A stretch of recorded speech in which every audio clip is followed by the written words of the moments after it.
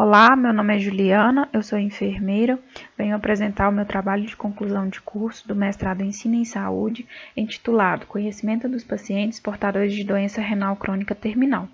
Participaram deste trabalho a orientadora professora doutora Tabata, a Larissa Paterno, enfermeira responsável pelo Centro de Diálise, e Débora Maria, acadêmica de enfermagem da UFVJM.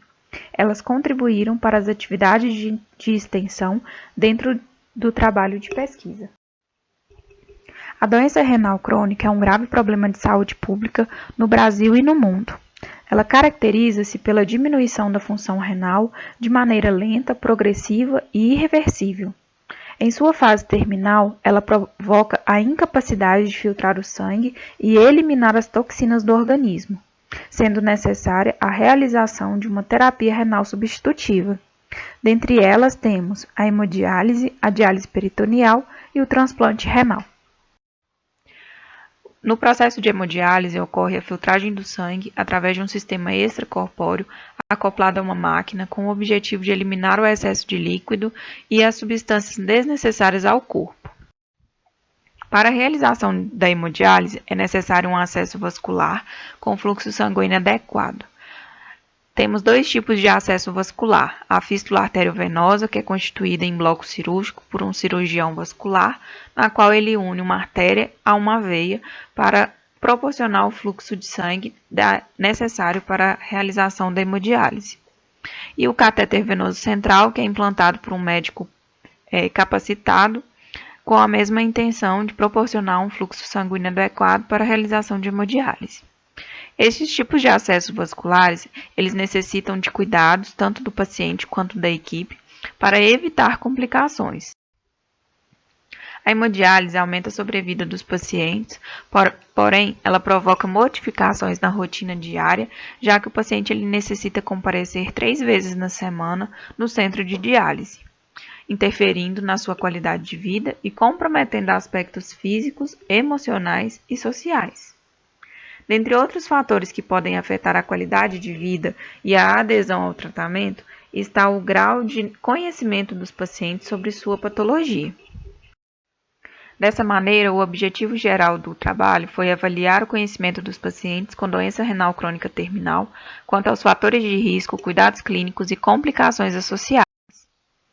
Como objetivos específicos, avaliar o perfil sociodemográfico, clínico e a história pregressa, realizar uma ação educativa com o grupo de intervenção e elaborar uma cartilha. O estudo ele foi de intervenção com atividades de extensão e pesquisa, realizados no setor de hemodiálise de uma instituição filantrópica de Diamantina, no período de junho de 2019 a julho de 2020. Todos os pacientes com doença renal crônica em fase terminal em hemodiálise foram incluídos no trabalho, e foram excluídos aqueles com deficiência visual ou cognitiva, menores de 18 anos e pacientes confusos ou desorientados. Os pacientes foram divididos em grupos: o grupo de intervenção, que respondeu ao questionário, recebeu a intervenção educativa, respondeu o questionário após 60 dias e receberam uma cartilha após a intervenção educativa. Já o grupo 2 não receberam a intervenção, mas responderam ao questionário depois de 60 dias e receberam a cartilha ao final de todo o trabalho. O trabalho foi dividido em 3 etapas. A primeira etapa foi a aplicação de um questionário para avaliação de questões sociodemográficas, clínicas, a história pregressa e os cuidados clínicos do paciente. Na segunda etapa, foi realizada a ação educativa através de rodas de conversas que proporcionaram o compartilhamento de saberes e experiências entre os participantes, fazendo com que eles identificassem e discutissem questões e expressassem suas opiniões, para a construção coletiva de conceitos e soluções. Dessa maneira, as rodas de conversas, elas valorizam a participação de cada envolvido, tornando-o ativo e crítico na discussão, promovendo a saúde e prevenindo complicações. Utiliza do diálogo e faz com que o paciente ele se torne autônomo em seu cuidado. A cartilha ela foi criada pelas próprias autoras, é fruto do trabalho de pesquisa e de extensão, Ela foi utilizada nas atividades de extensão através das rodas de conversas e após as rodas foram entregues as cartilhas e essa cartilha ela é distribuída no setor de hemodiálise até hoje.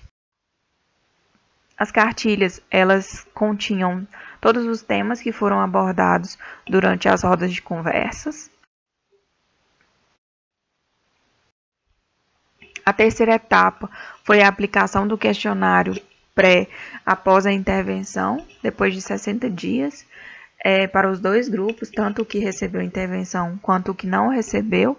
Essa etapa ela visou verificar se houve mudança no conhecimento e na atitude dos participantes frente a questionamentos e adesão ao tratamento, ao uso correto dos medicamentos e aos cuidados com os acessos vasculares.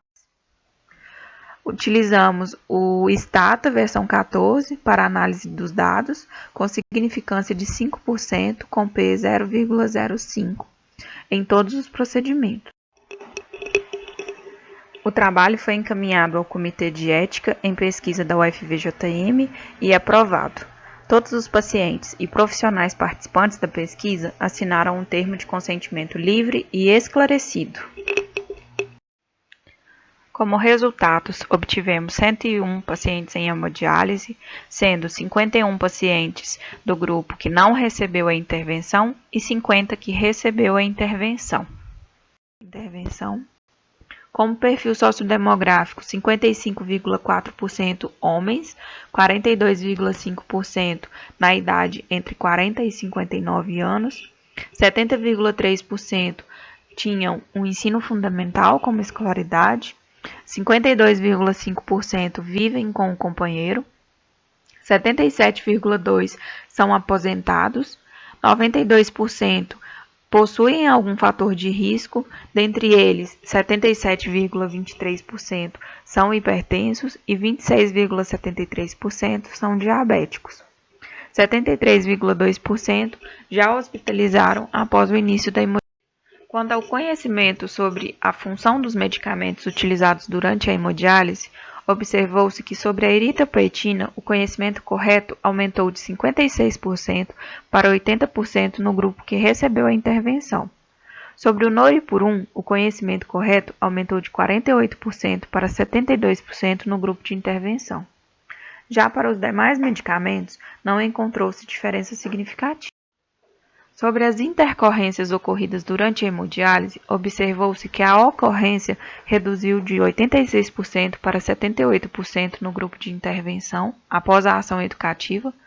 As principais intercorrências ocorridas são hipotensão, hipoglicemia, cãibra, cefaleia, náuseas, vômito e calafrios.